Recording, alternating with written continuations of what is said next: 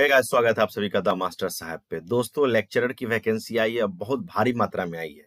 और दूसरी बात है कि इंजीनियरिंग के जो डिपार्टमेंट्स हैं, उन लगभग सारे डिपार्टमेंट्स में तो है ही, और अलग अलग और भी जो डिपार्टमेंट्स हैं उनमें भी है। और ये ले रहा है हरियाणा पब्लिक सर्विस कमीशन, यानी हरियाणा लोक सेवा आयोग। और ये परमानेंट वैकेंसी है। 6 नवंबर को इसका नोटिस निकाला गया है। ठीक है, इसमें क्या है कि ये जो हर जगह हर स्टेट में अलग अलग तरीके से बहाली करी जाती है।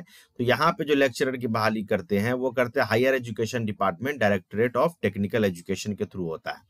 ठीक है, मैं ज्यादा आपका समय नहीं लूंगा, मैं बेसिक सी चीजें जो भी हैं इससे डिटेल इंपॉर्टेंट बता देता हूं। और हम लोग डिस्कशन करेंगे इसके पोस्ट पे कि कितना पोस्ट है और आप कहाँ कहाँ पे अप्लाई कर सकते हैं। तो ये इन चीजों पे मैं डिस्कस करूंगा। देखिए, यहाँ पे सबसे पहले स्टार्ट करते हैं। तो सबसे पहले देखिए, यहाँ पे 1 नंबर में ये आपको लेक्चरर है इंजीनियरिंग, एग्रीकल्चरल इंजीनियरिंग में। ठीक है, इसमें टोटल पद जो है एक ही है, यानी एक पद है वो जनरल का है। ठीक है, दूसरा है यहाँ पे लेक्चरर इन आर्किटेक्चर। आर्किटेक्चर के लिए यहाँ पे जो है टोटल पद 8 है, जिसमें 4 जनरल वालों का है, बाकी यहाँ पे कैटेगरी वाइज दिया हुआ है। ठीक है, नेक्स्ट है आपका ऑटोमोबाइल इंजीनियरिंग में, इसमें टोटल पद 15 है। और civil engineering, lecturer in civil engineering, इसमें टोटल पद 21 है। उसी तरीके से लेक्चरर कंप्यूटर इंजीनियरिंग के लिए 36 सीट यहाँ पे दिया गया है, जिसमें 14 जनरल का है। सारा देख लीजिए। जो बिहार के बाहर रहने वाले हैं, सॉरी हरियाणा के बाहर रहने वाले हैं, जो यहाँ पे दिया गया है वो जनरल कैटेगरी में आएंगे, इस बात को याद रखिएगा। जो भी हरियाणा स्टेट के बाहर के रहने वाले हैं वो जनरल कैटेगरी में फॉर्म भरेंगे। बाकी जो हरियाणा के रहने वाले हैं वो अपना कैटेगरी वाइज फॉर्म भरेंगे। अब यहाँ पे इलेक्ट्रिकल इंजीनियरिंग में 12 सीट है और टोटल 40 है। ठीक है, और फूड एंड टेक्नोलॉजी में 4 सीट यहाँ पे दिया गया है। इंस्ट्रूमेंटेशन कंट्रोल इंजीनियरिंग में 20 है। ठीक है, जनरल का 7 है। उसी तरीके से मैकेनिकल इंजीनियरिंग में 15 सीट यहाँ पे दिया गया है, जनरल का टोटल 30 सीट है। ठीक है, उसके बाद मेडिकल लैबोरेटरी टेक्नोलॉजी में 18 सीट अनरिजर्व का, टोटल 32 सीट है।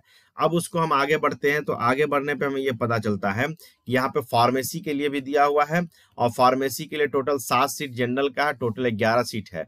उसी तरीके से अगर टेक्सटाइल टेक्नोलॉजी की बात करें तो इसमें सिर्फ 3 सीट है, और फोरमैन इंस्ट्रक्टर में इसमें 6 सीट है। अब इसके बाद देख लिए 13 और ये 16 पद टोटल है, 16 डिपार्टमेंट्स में आया है। 14 में यहाँ पे फैशन टेक्नोलॉजी है, इसमें 4 सीट है। और लेक्चरर इन लाइब्रेरी साइंस में 3 सीट है। और यहाँ पे ऑफिस मैनेजमेंट और कंप्यूटर एप्लीकेशन में 3 सीट यहाँ पे दिया गया है। ओपनिंग डेट जो है 7 नवंबर से फॉर्म भरा रहा है, 27 नवंबर को शाम 5 बजे तक फॉर्म भराएगा। ठीक है, उस 27 तारीख तक आपको फी पेमेंट कर देना है। ज्यादा इन्फॉर्मेशन के लिए hpsc.gov.in पे आप जा सकते हैं। यहाँ पे सेक्रेटरी सर का साइन भी किया हुआ है। अब आइए इसके कुछ इंपॉर्टेंट डेटास को हम समझ लेते हैं कि ये जो वैकेंसी निकाली गई है एडवर्टीजमेंट नंबर 72 से 87 तक, इसके लिए आपको सबसे पहले क्या करना होगा, रजिस्टर करना पड़ेगा hpsc.gov.in पे, जिसमें आपको रजिस्ट्रेशन के बाद लॉगिन आईडी और पासवर्ड आपको मिलेगा। अब उसके बाद क्या है, यहाँ पे आगे जब आप बढ़ेंगे तो आपको जो है अपलोड करना है साइन वगैरह, जो है पेमेंट का to print out application form और अपलोड करना है सेम आफ्टर साइनिंग इट। अब इसको गौर से समझिएगा कि जब आप पेमेंट कर लीजिएगा तो कैंडिडेट को क्या करना है, उसका प्रिंट आउट निकालना है उनके एप्लीकेशन फॉर्म का, और फिर अपलोड करना उसी को साइन करने के बाद, मतलब उस पर साइन करने के बाद फिर उसको अपलोड भी करना है। Application process will be complete only after submission of duly sign application form by the candidate. यानी कि पहले आपको फॉर्म फिल करना है ऑनलाइन। ठीक है, उसके बाद इसका निकालना है प्रिंट। अब प्रिंट करके इस पे साइन करना है, और फिर इसको स्कैन करके पीडीएफ फॉर्मेट में फिर अपलोड करना है। इतना काम करेंगे तभी आपका एप्लीकेशन सबमिट माना जाएगा कि एप्लीकेशन सबमिट हो गया है। ठीक है, अब इसके आगे आइए, इसमें जो है डिटेलिंग दिया हुआ है सारा कुछ। हम लोग सीधे चलेंगे एलिजिबिलिटी के ऊपर। एलिजिबिलिटी क्या है, अप्लाई करने के लिए आपको लिंक मैं बता दूंगा कहाँ से मिलेगा। सीधे हम लोग एलिजिबिलिटी पे चलते हैं। एलिजिबिलिटी के बारे में जानिए। यहाँ पे ये तो दिया हुआ है बाइफर्केशन कैटेगरी वाइज, जो हम ऑलरेडी आपको बता चुके हैं। ठीक है, अब यहाँ पे देखिए, यहाँ पे एब्रीविएशन जो है उसके हिसाब से दिया हुआ है, और यहाँ पे लिख दिया गया है क्वालिफिकेशन। देखिए लेक्चरर के लिए जनरली बीटेक या बीएससी होना चाहिए, मिनिमम क्वालिफिकेशन बीटेक या बीएससी होता है। देखिए एग्रीकल्चर में बैचलर डिग्री यहाँ पे लिखा हुआ है, लेकिन इसमें कंडीशन है कि हिंदी या संस्कृत में से कोई एक सब्जेक्ट आपके मैट्रिक में होना चाहिए या हायर एजुकेशन में होना चाहिए। मैट्रिक या इंटर में कोई एक सब्जेक्ट आपका हिंदी या संस्कृत होना चाहिए। आर्किटेक्चर में आर्किटेक्चर से चाहिए, ऑटोमोबाइल में ऑटोमोबाइल से चाहिए, कोई एक्सपीरियंस की जरूरत नहीं है, ठीक है। उसके बाद सिविल है तो सिविल से चाहिए, यहाँ पे देख लीजिए।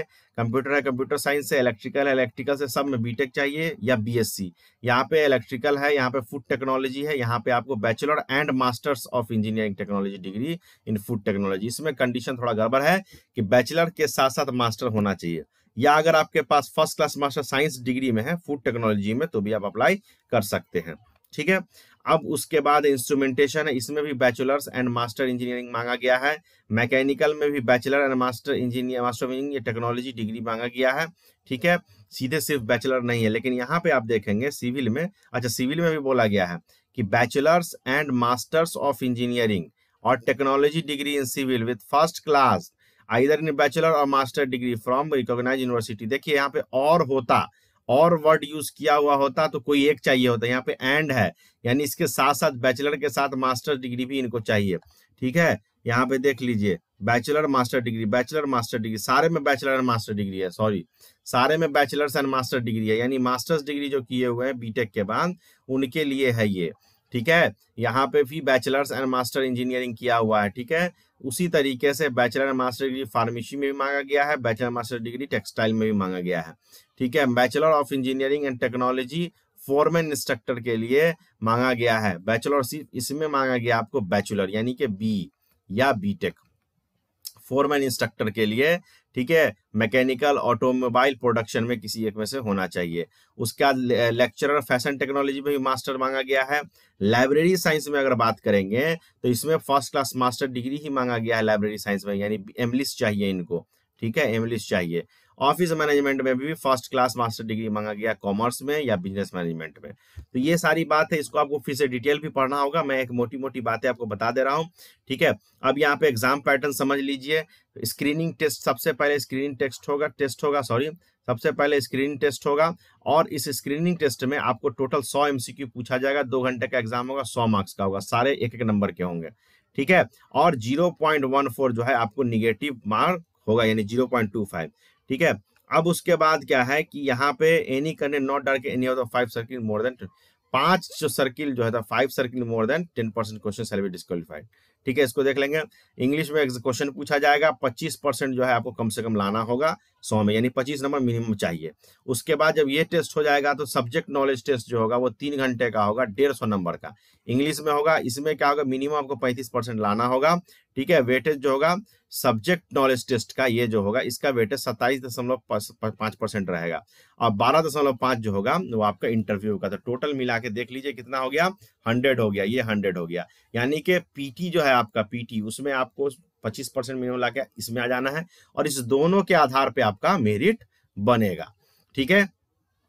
अब उसके बाद यहाँ पे सर्विस रूल जो है सारा दिया हुआ है, क्या क्या रूल है, सर्विस रूल है, शेड्यूल, अच्छा कैटेगरी में एज रिलैक्सेशन किनको मिलेगा, जो शेड्यूल कास्ट होंगे हरियाणा के, जो बैकवर्ड कास्ट होंगे। इसलिए मैंने कहा कि जो हरियाणा के बाहर के लोग हैं वो अनरिजर्व कैटेगरी में फॉर्म डालेंगे, ठीक है। अब यहाँ पे उसी तरीके से सारी डिटेल, सारी कैटेगरी, सारी कंडीशंस दी हुई हैं। रिजर्वेशन के बारे में दिया हुआ है, सारा डिटेल यहाँ पे दिया हुआ है। आप इस पीडीएफ को डाउनलोड करके आराम से इसको पढ़ सकते हैं, जहां जहां आपको दिक्कत है, जिस चीज की जरूरत है। अब आइए एप्लीकेशन फी की बात करते हैं। तो जो मेल कैंडिडेट होंगे जनरल कैटेगरी के, including dependent son of ex serviceman of Haryana, या मेल कैटेगरी और बैकवर्ड क्लास होंगे जो क्रीमी लेयर से बिलोंग करते हैं, या male candidate category other state, male category of all categories of other state, देख लीजिए किसी भी कैटेगरी के होंगे या बाहर के होंगे सबको 1000 रुपया लगेगा। लेकिन फीमेल कैंडिडेट जो होगी जनरल कैटेगरी की, या फीमेल कैंडिडेट बैकवर्ड क्लास की होगी क्रीमी लेयर की, या जो भी बाहर की होगी सबको 250 रुपया लगेगा। यानी फीमेल कोई भी भरेगी उसको 250 लगेगा, मेल कोई भी भरे उसको आपको क्या लगेगा कि 1000 रुपया लगेगा। और उसके बाद यहाँ पे नेक्स्ट है कि जो मेल या फीमेल कैंडिडेट एससी या बीसी हैं, ठीक है, हरियाणा के केवल, उनको 250 लगेगा। और जो डिसेबल्ड है हरियाणा के केवल, ओनली हरियाणा, देखिए उनको कोई पैसा नहीं लगेगा। तो भाई साहब हर स्टेट जो है अपने स्टूडेंट के लिए सुविधा देता है, अपने इसके लिए सुविधा देता है, ठीक है। लेकिन बहुत सारे स्टेट है, जैसे कि आप बिहार भी देख लीजिए, बिहार देख लीजिए, यहाँ पे क्या है कि सबके लिए इक्वलिटी फैसिलिटी अवेलेबल कराई जाती है। लेकिन अदर किसी भी स्टेट में आप जाइएगा तो उसके लिए अलग अलग सुविधाएं अपने अपने स्टेट के लिए लोग देते हैं। अब इसमें क्या है, स्पेशल इंस्ट्रक्शंस दिया हुआ सबमिशन का, कैसे कैसे करना है, क्लोजिंग डेट से पहले आपको कर देना है, डॉक्यूमेंट क्या क्या अपलोड करने यहाँ पे दिया हुआ है। Scan photo duly signed by the candidate, photo जो है आपको स्कैन करना है जिसपे साइन किया हुआ हो, सिग्नेचर होना चाहिए, स्कैन कॉपी ऑफ डिग्री और मार्कशीट होना चाहिए, स्कैन कॉपी ऑफ 10th का होना चाहिए, copy of SC certificate of Haryana. अगर एससी कैटेगरी से आते हैं तो हरियाणा के जो है, मैंने बार बार बोला है कि हरियाणा के बाहर वाले जनरल में आएंगे। स्कैन कॉपी ऑफ बीसीए जो फाइनेंशियल का होगा, ठीक है, वो आप ओबीसी के लिए है, और ईडब्ल्यूएस के लिए भी यहाँ पे दिया हुआ है। अब इसके आगे आपको अगर जहाँ पे दिया हुआ और भी सर्टिफिकेट है, लेकिन आधार कार्ड है, जनरल में बता दे रहा हूँ, कॉपी ऑफ परिवार पहचान पत्र, मतलब अगर उनको बेनिफिट मिल रहा है तो हरियाणा का डोमिसाइल सर्टिफिकेट लगाएंगे, तभी हरियाणा वाले को वहां पे रिजर्वेशन मिलेगा। Scan copy proof of having worked, और या कहीं पे काम कर रहे हैं तो उसका भी आप यहाँ पे लगा सकते हैं। नो ऑब्जेक्शन सर्टिफिकेट के बारे में डिटेल दिया, अगर आप एम्प्लॉय हैं कहीं पे तो नो ऑब्जेक्शन सर्टिफिकेट लाके इसको भर सकते हैं। पेनल्टी यहाँ पे दिया हुआ, सारा कुछ दिया हुआ है, इसको पढ़ सकते हैं। ठीक है, उसके बाद यहाँ पे जो है जनरल इंस्ट्रक्शंस कुछ दिया हुआ है, उसको देख लेना है। और आप जो विड्रॉ नहीं कर सकते फॉर्म को, यानी आपका पैसा वैसा वापस नहीं होगा, फॉर्म विड्रॉ नहीं होगा। तो ये इतनी सारी बातें हुई, और एक अच्छा मौका है एचपीएससी में आपको सिलेक्ट होने का, क्योंकि क्या है कि जो क्षेत्र है हरियाणा का, वो हरियाणा के क्षेत्र में जो है बच्चे हैं, लेकिन जो स्पोर्ट्स हैं, सिंगिंग है, इन सब में उनका ज्यादा रहता है ऐसा नहीं पढ़ना। लेकिन ये जो आपके जो आउट ऑफ द स्टेट है, जो बगल वाले नेटिव स्टेट है, यूपी है, राजस्थान है, बिहार है, मध्य प्रदेश है, इन सब के जो बच्चे हैं जो प्रिपरेशन में लगे हुए हैं, उनके लिए एक अच्छा मौका है बगल के राज्य में। और भी बाहर वाले जो भी है वो भी कर सकते हैं, लेकिन ये जो नेटिव उनके स्टेट वाले हैं उनके लिए एक अच्छा मौका है, तो इसको अप्लाई कीजिए। और इसमें जो डिटेलिंग है वो आपको नीचे लिंक मैंने दे दिया है डिस्क्रिप्शन बॉक्स में, उस लिंक पे आप जाकर उसको क्लिक करके डाउनलोड कर सकते हैं। Thank you.